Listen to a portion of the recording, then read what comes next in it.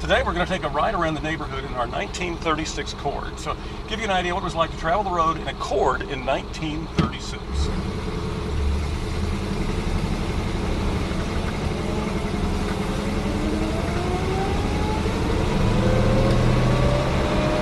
Has a pre-select gear shift, which means you actually shift into the gear you're going into before you get to that point, then press the clutch in and the gear shifts.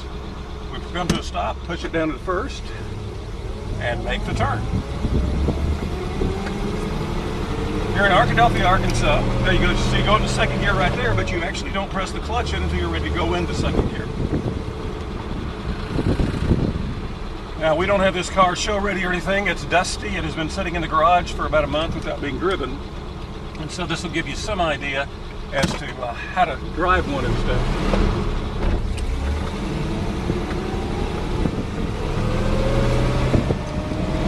Go up into second, press in the clutch.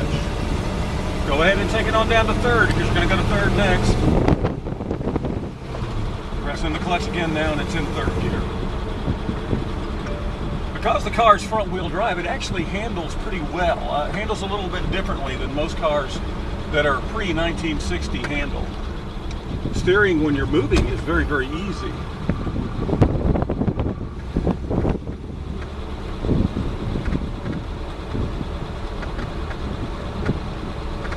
We'll go around the circle up here.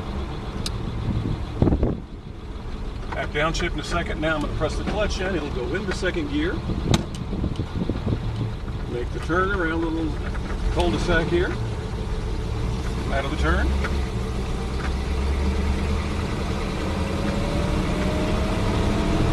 And back up the hill. It has a Lycoming V8 engine, and this engine was actually last rebuilt according to my history studies on this car in 1952. So the engine is really quite old. Car has a transmission that is a front-wheel drive transmission because this is a front-wheel drive car. Naturally, the transmission is actually up in front of the bumper. We'll show you that when we finish up with the ride today. I think the dash, which you're looking at, is one of the most beautiful dashes ever put in a car.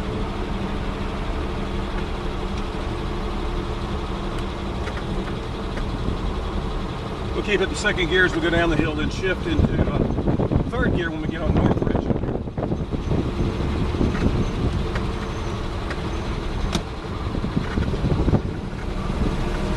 Go ahead and make the shift right there.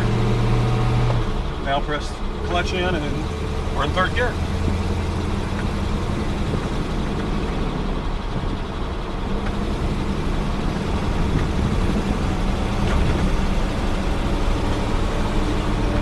The car was an extremely powerful car with its Lycoming V8 engine back in the 1930s. Came in two different varieties, both regular and supercharged models.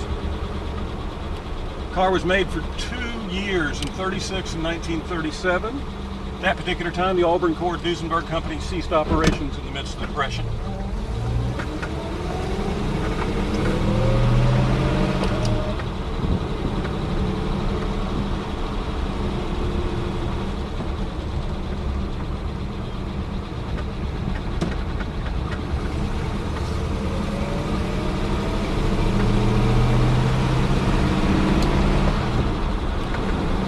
The dash even has a gauge that tells you how much oil is in the crankcase, so it's quite a car.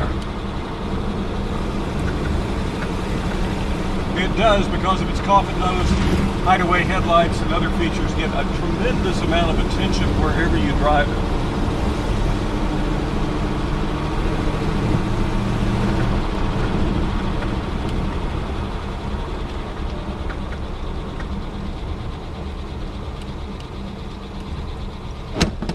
You can hear it's a pretty smooth running car.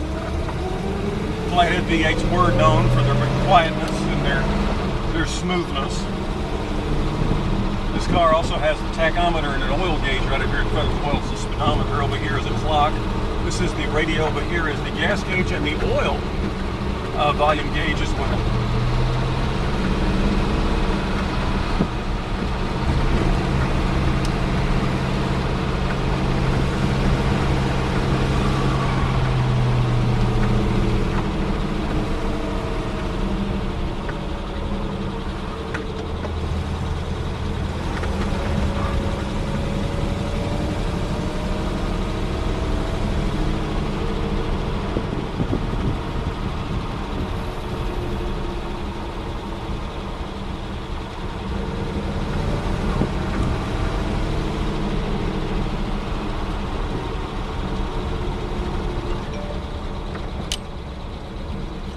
back into the driveway here, and then I'll get out and I'll actually use the video camera to give you a little walk around. We go into first gear here so I can pull up in the driveway.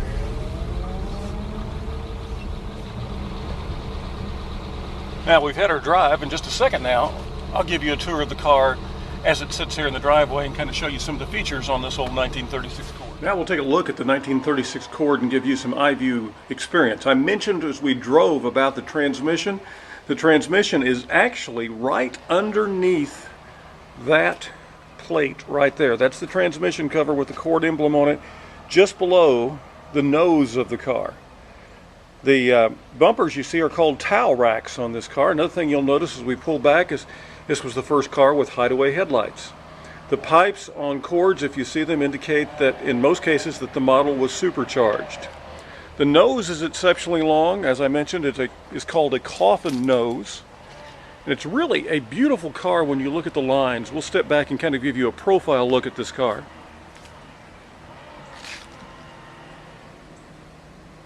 Just look how absolutely smooth it is from front to back.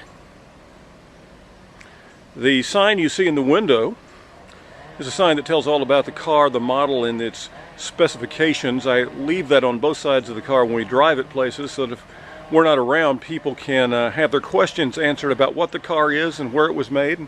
It was made in an assembly line in Connorsville, Indiana. Many people ask me if I would ever sell this car. The answer is yes, I would, if I could find an open Auburn. By that I mean a convertible Auburn, because I would really, really like to have a convertible Auburn. But up until the time I find one, this will be probably, you know, the most incredible car that I have ever owned. There's those pontoon fenders that made the cars unique as well. This was the first car made in the 1930s without running boards. Reason for that, it's front wheel drive, it's low enough to the ground. You didn't need to actually have running boards to use it.